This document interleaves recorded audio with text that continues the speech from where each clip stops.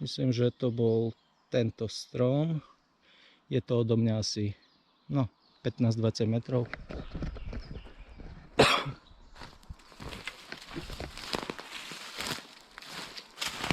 Zostal som úplne prekvapený, že také niečo môže byť možné, že pri pomerne frekventovanej turistickej trase spí medveď. Ale aspoň človek vie, že všetko je možné a teraz to viete už aj vy. Takže miesto, kde spal,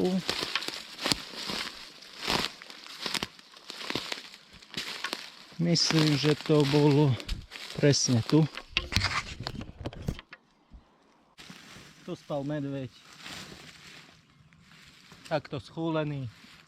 Tu spal Macko. A chodníček je.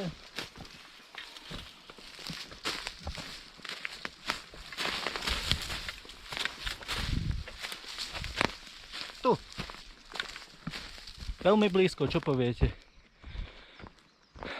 A miesto, z ktorého som prichádzal, bola vlastne zákruta, čiže to bol jeden z faktorov, ktorý prospel k tomu, že medveď ma zbadal na poslednú chvíľu, ale bol som naozaj prekvapený, že tak blízko pod chodníkom, aby ste mi verili.